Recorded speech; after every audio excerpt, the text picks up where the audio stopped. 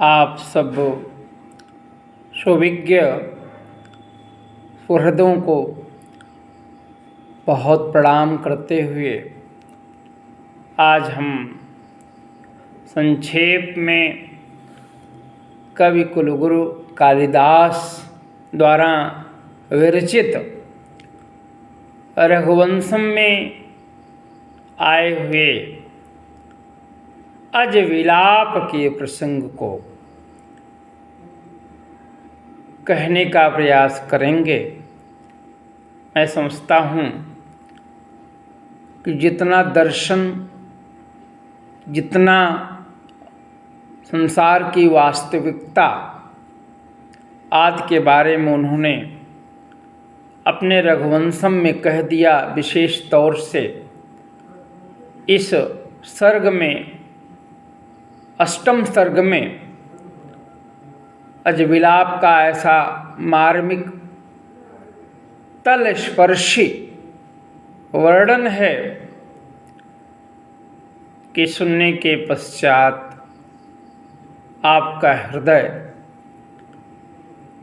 कवि कुलगुरु कालिदास की महनीय चिंतन विधा के प्रति नतमस्तक हो जाएगा और आप विचारशील हो जाएंगे कि एक कवि की दृष्टि कितनी क्रांतिदर्शी होती है।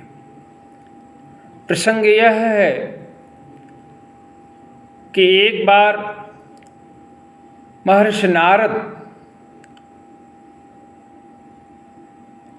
आकाश में अपनी महती नामक वीणा के साथ गमन कर रहे थे, आकाश मार्ग से जा रहे थे। उनकी वीणा दिव्य पुष्पों से गुथी हुई थी और उस वीणा के ऊपरी भाग पर एक माला लटकी हुई थी। कालिदास कहते हैं कि तीव्र वायु ने मानो अपने को सुगंधित करने के लोभ से उस माला का हरण कर लिया और वह माला गिर करके राजा अज की प्रियतमा इंदुमती की प्राणहारिणी बनी। उनकी छाती पर गिरकर माला असमय उनके जीवन को निगल लिया, ग्रसित कर लिया। कालिदास कहते हैं कि अज की प्रिया इंदुमती के प्राण उसी तरीके से चले गए जिस तरीके से राहु से अपहृत चंद्रमा वाली चंद्रिका के समान मोहित चंद्रिका हो जाती है, जिस तरीके से मूर्छित हो जाती है, चंद्रिका विलुप्त हो जाती है जब चंद्रमा का ग्रहण राहु कर लेता है। उसी प्रकार से इंदुमती का ग्रहण कर लिया उस माला ने।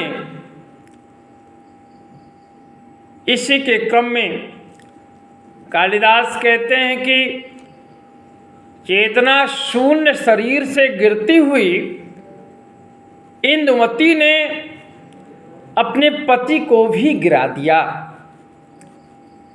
तैल बिंदु के टपकने, चूने या गिरने के साथ ही दीपक की लौ भी निश्चय ही पृथ्वी को प्राप्त कर लेती है। कितनी ऊंची बात से तुलना उन्होंने किया। राजा अज की मूर्छा तो पंखा आदि से दूर हो गई, किंतु रानी इंदुमती जैसी की तैसी ही पड़ी रहीं। कवि कहता है कि ऐसा क्यों न हो, आयु के शेष रहने पर ही चिकित्सा आदि के उपाय भी सफल होते हैं। यदि आयु ही शेष नहीं रहेगी तो आप लाख यत्न कर लें, व्यक्ति को आप जीवित नहीं कर पाएंगे। उसी का परिणाम था कि आज की मूर्छा तो दूर हो गई पंखात से, लेकिन इंदुमती की मूर्छा नहीं दूर हुई, वह काल के गाल में समा गई। इसलिए कालिदास ने कहा,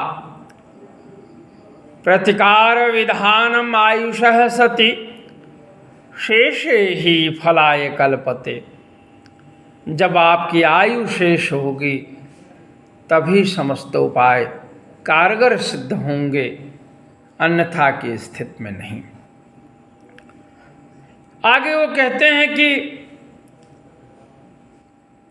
राजा अज ने अपनी प्रियतमा को प्रेम से अपने सुपरिचित गोद में उठा लिया और शोभा विहीन इंदुमती प्रातः काल में जिस तरीके से चंद्रमा के अस्त हो जाने पर मृग चिन्ह मलिन हो जाता है, उसी तरीके से वह शोभा विहीन हो गई थी। आगे के श्लोक में इतनी करुणाजनक बात कालिदास कहते हैं कि राजा अज अपनी सहज धीरता को भी छोड़कर आंसू से रुधे हुए कंठ से विलाप करने लगे।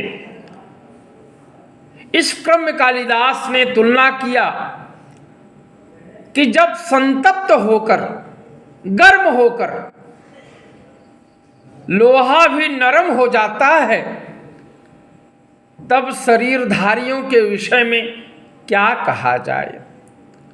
वह क्यों नहीं नरम हो जाएंगे।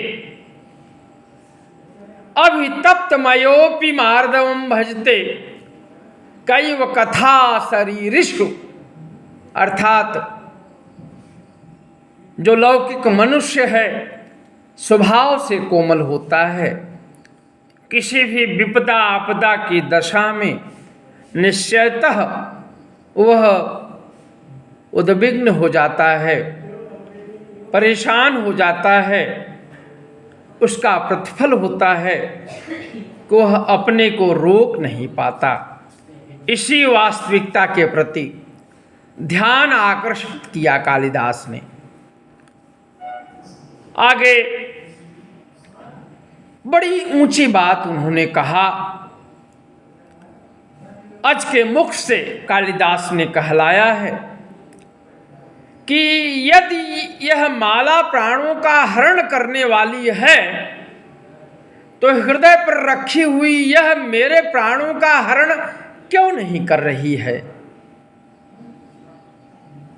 अर्थात जिस माला ने इंदुमती का जीवन समाप्त किया, ऐसे उस इंदुमती को मैं अपने गोद में ले रखा हूं, तो मेरा जीवन क्यों नहीं समाप्त हो जाता।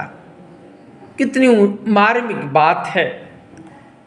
लेकिन कालिदास ने एक बड़ा संदेश दिया कि ईश्वर की इच्छा से कहीं विष भी अमृत हो जाता है और कहीं अमृत भी विष हो जाता है। विषमप्यमृतम क्वचिद भवेद अमृतम वा विषम ईश्वरेक्षया। अर्थात ईश्वर की इच्छा ही बलवती होती है, मनुष्य का उसमें कोई बस नहीं चलता। आगे कालिदास ने अज के मुख से कहलवाया कि देहधारियों की जो असारता होती है उसको धिक्कार है।